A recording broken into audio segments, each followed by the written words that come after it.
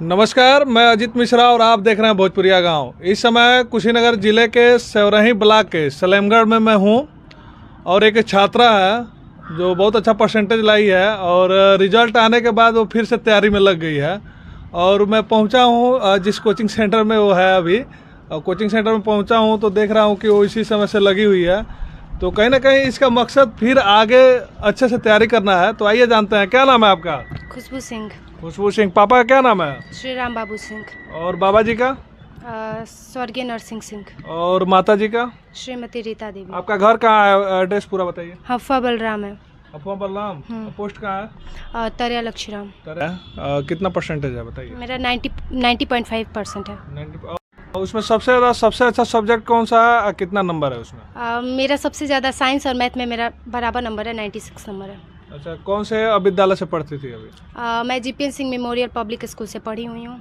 और सेंटर जैसे वो फॉर्म भरा जाता है तो किस विद्यालय से? जनता इंटरमीडिएट से मेरा फॉर्म। और रिजल्ट आने के बाद कुछ लोग अपना वो खुशी बांटते रहते हैं, मिठाई उठाई खिलाते उलाते रहते हैं, मतलब एक माहौल अपना बनाते रहते हैं। और तुम्हारा रिजल्ट आया है और लैपटॉप पे अपना तैयारी कापी किताब लेके कोचिंग इंस्टीट्यूट में आ गई हो। एक्चुअली परसेंट से क्या करना है, परसेंट तो आता है बट बढ़िया कॉलेज में एडमिशन हो जाए। मैं CHS का तैयारी कर रही हूँ ताकि मुझे मिल जाए बनारस, तो वहाँ पे बेस्ट एजुकेशन मिलेगा और हमारी 12वीं की रिजल्ट इससे बेटर होगी और फ्यूचर में कुछ बेस्ट कर पाऊंगी। इसके लिए बेस्ट कॉलेज चाहिए। अभी जिस कोचिंग सेंटर में हो, इस कोचिंग सेंटर का क्या नाम है? बुधा कोचिंग सेंटर, जो मेरे मनीष सर जी का है।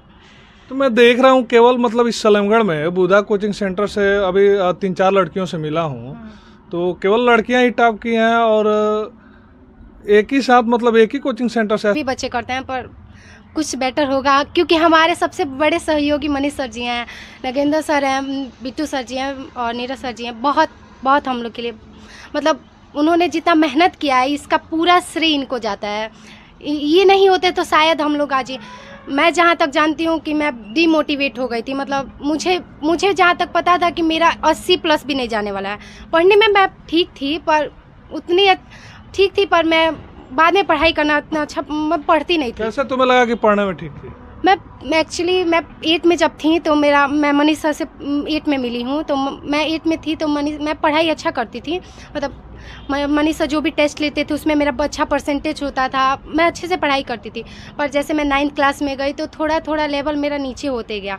पर विदाई के दिन जो मनीष सर मुझे बोले, डांटे, थोड़ा समझाएं, उसके बाद मैंने विदाई के बाद मतलब 15 फरवरी को हम लोग का विदाई हुआ, उसके बाद मैं पढ़ना स्टार्ट की। तो वही सबसे मेन मतलब आधार है तो वो मनीष सर है। मनीष सर नहीं होते तो यानी कहीं ना कहीं परसेंटेज आया है। हाँ, इसमें सबसे ज्यादा फोकस मनीष सर का ही रहा। बिल्कुल, मनीष सर ही सब है, मनीष सर की वजह से सब है। तो उनको धन्यवाद, मेरे चैनल से धन्यवाद उनको दो। मनीष सर आपको बहुत बहुत बहुत ज़्यादा थैंक यू कि आपकी वजह से 90+ मेरा आया। लेकिन अगर मैं थोड़ा मेहनत और की होती तो शायद मैं और अच्छा परसेंट ले जाई होती। कोई बात नहीं है, 95% आया है और मेहनत करोगी तो कभी 100% भी आ सकता है। इतनी है जो कि 93% लाई हैं, उनका भी बहुत योगदान रहा है क्योंकि हम लोग साथ में रहते थे, हम लोग साथ।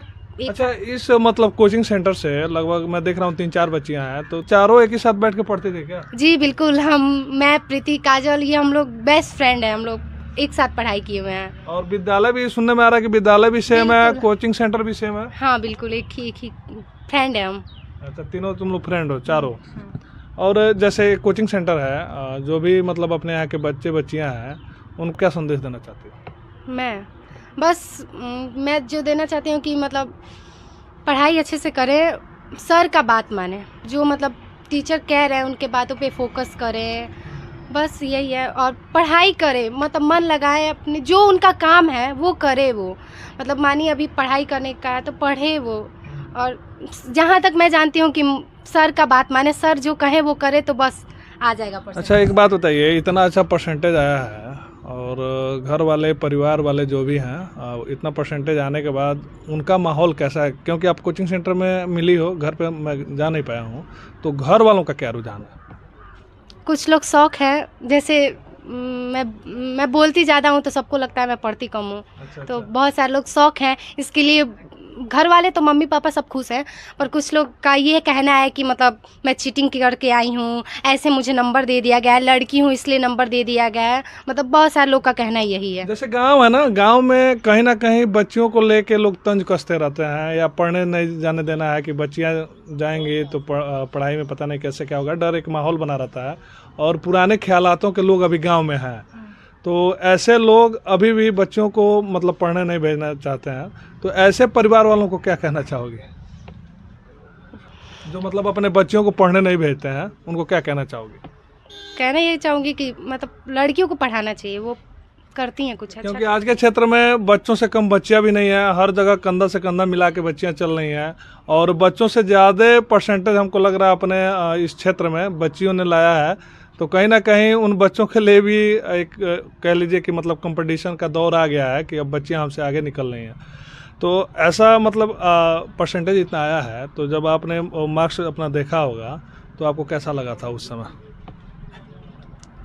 अच्छा लगा था, पर मुझे लग रहा था उससे अच्छा आना चाहिए था। मतलब तो अभी तो तुमको एंजॉय करना चाहिए, लोगों को मिठाई खिलाना चाहिए। तो अभी देख रहा हूँ कि तुम बैठ गई हो कोचिंग में आके। मतलब ये नहीं करूँगी, मेरा 30 को एग्ज़ाम है, नहीं पढ़ूंगी तो एग्ज़ाम नहीं निकलेगा। यानी फोकस पढ़ाई है। जैसा आप देख रहे हैं, इतना अच्छा परसेंटेज लाने के बाद ये बच्चा घर और खुशी का माहौल जो है वो कुछ देर में ख़त्म करके फिर पढ़ाई में लग गई है।